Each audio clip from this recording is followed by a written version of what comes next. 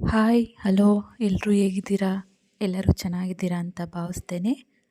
ಜ್ಯೋತಿ ಪಾಕಶಾಲೆ cooking videos ನಿಮಗೆ ಇಷ್ಟ ಆದಲ್ಲಿ ನನ್ನ ಚಾನಲ್ಗೆ ಲೈಕ್ ಮಾಡಿ ಸಬ್ಸ್ಕ್ರೈಬ್ ಮಾಡಿಕೊಳ್ಳ್ರಿ.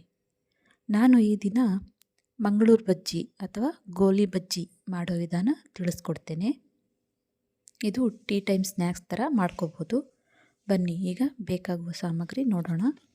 ಇಲ್ಲಿ ಅರ್ಧ ಬಟ್ಲಷ್ಟು ಮೈದಾ ಹಿಟ್ಟು ತಗೊಂಡಿದ್ದೀನಿ. ಹಸಿಮೆಣಸಿನ್ಕಾಯಿ, ರುಚಿಗೆ ತಕ್ಕಷ್ಟು ಉಪ್ಪು, ಕಾಯಿ ಸಣ್ಣದಾಗಿ ರೀತಿ ಕಟ್ ಮಾಡಿಕೊಂಡಿದ್ದೀನಿ, ಕರಿಬೇವಿನ ಸೊಪ್ಪು ಕಟ್ ಮಾಡಿದ್ದೀನಿ, ಕೊತ್ತಂಬರಿ ಸೊಪ್ಪು, ಒಂದು ಗ್ಲಾಸಷ್ಟು ಮೊಸರು ತಗೊಂಡಿದ್ದೀನಿ, ಜೀರಿಗೆ, ಅಕ್ಕಿ ಹಿಟ್ಟು 1 ಟೇಬಲ್ ಸ್ಪೂನಷ್ಟು, ಕರಿಯಲು ಎಣ್ಣೆ, ಹಾಗೆ ಇಲ್ಲಿ ಅಡುಗೆ ಸೋಡಾ 1/4 ಟೀ ಸ್ಪೂನಷ್ಟು. ಮೊದಲಿಗೆ ಇಲ್ಲೇ ಎಣ್ಣೆ ಕಾಯಿಸ್ಕೊಳ್ಳೋಕೆ ಇಟ್ಕೊಳ್ಳೋಣ.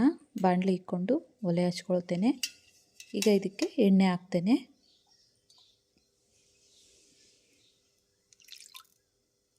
ಮೀಡಿಯಮ್ ಉರಿಲಿ ಎಣ್ಣೆನ ಕಾಯಿಸ್ಕೊಳ್ಬೇಕು. ಈಗ ಒಂದು ಬಟ್ಲಿಗೆ ನಾನು ಮೈದಾ ಹಿಟ್ಟು ಹಾಕ್ಕೊಳ್ತೇನೆ.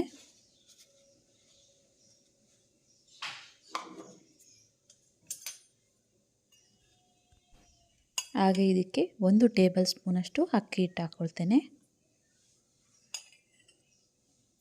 ಕಟ್ ಮಾಡ್ಕೊಂಡಿರೋ ಕಾಯಿ, ಹಾಗೆ ಕೊತ್ತಂಬರಿ ಸೊಪ್ಪು, ಕರಿಬೇವಿನ ಸೊಪ್ಪು, ಹಸಿಮೆಣಸಿನ್ಕಾಯಿ,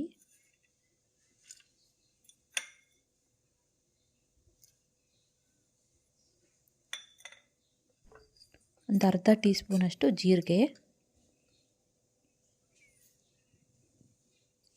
ಹಾಗೆ ರುಚಿಗೆ ತಕ್ಕಷ್ಟು ಉಪ್ಪು ಹಾಕ್ಕೊಳ್ತೇನೆ.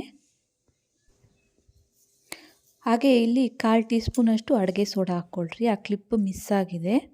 ಈಗ ಇದನ್ನೆಲ್ಲ ಕಲಿಸ್ಕೊಳ್ಳೋಣ. ಈಗ ಮೊಸರು ಹಾಕ್ಕೊಳ್ತಾ ಕಲಿಸ್ಕೋಬೇಕು. ಇದನ್ನು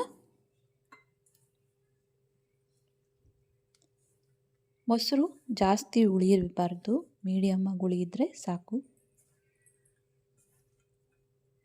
ಹೀಗೆ ಸ್ವಲ್ಪ ಸ್ವಲ್ಪನೇ ಮೊಸರು ಹಾಕ್ಕೊಳ್ತಾ ಕಲಿಸ್ಕೋಬೇಕು.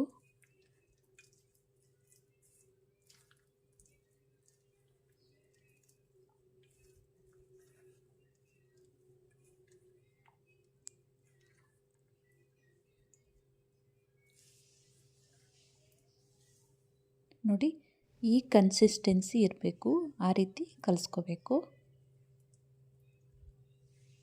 ಈ ರೀತಿ ಇದ್ದರೆ ಬಜ್ಜಿ ಹಾಕೋಕ್ಕೆ ಚೆನ್ನಾಗಿ ಬರುತ್ತೆ.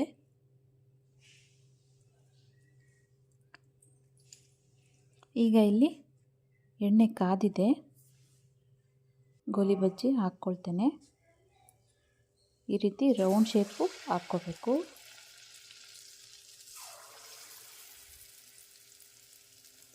ಉರಿ ಮೀಡಿಯಮ್ ಉರಿಲೇ ಇರಬೇಕು, ಇಲ್ಲಾಂದರೆ ಬೇಗ ಸೀದೋಗ್ತವೆ.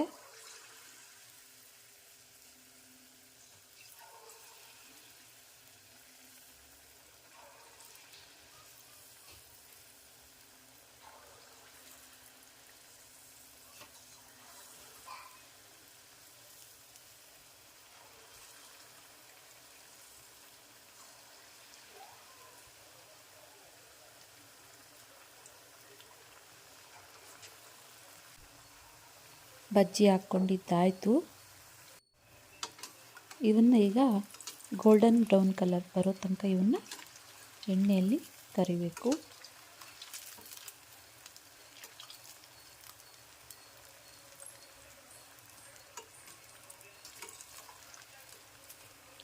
ಈ ರೀತಿ ಟರ್ನ್ ಮಾಡ್ತಾ ಎರಡು ಕಡೆ ಇದನ್ನು ಬೇಯಿಸ್ಕೋಬೇಕು. ನೋಡಿ, ಗೋಲಿ ಬಜ್ಜಿ ರೆಡಿ ಆಗಿದೆ. ತೆಗಿತೀನಿ ಈಗ.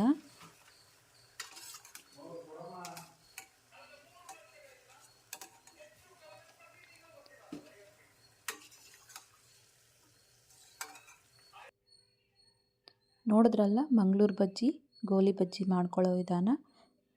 ನೀವು ಒಮ್ಮೆ ಟ್ರೈ ಮಾಡಿ. ಧನ್ಯವಾದಗಳು.